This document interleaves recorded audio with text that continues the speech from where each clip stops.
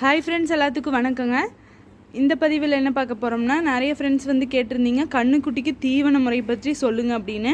Already கன்றுக்குட்டி வளர்ப்பு and பராமரிப்பில் வந்து நான் டீட்டெயிலாக சொல்லியிருப்பேன். இருந்தாலும் இன்னொரு தடவை சொல்கிறேன். எப்பவும் போல் மாடுகளுக்கு வைக்கிற மாதிரி தாங்க.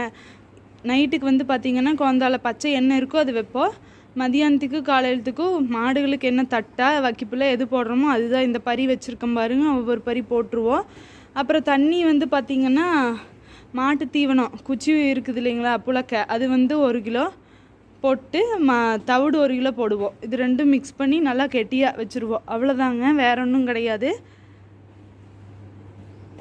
அப்புறம் நம்ம எனர்ஜிக்கு வேணால் கடலை புண்ணாக்கு, தேங்காய் புண்ணாக்கு அதெல்லாம் கொஞ்சம் ரொம்ப அதிகமாக போட்டுறக்கூடாது. கொஞ்சம் அது குடிக்காத பட்சத்துக்கு நல்லா மனமாக இருந்தால் குடிக்கும்னா கொஞ்சம் போடலாம்.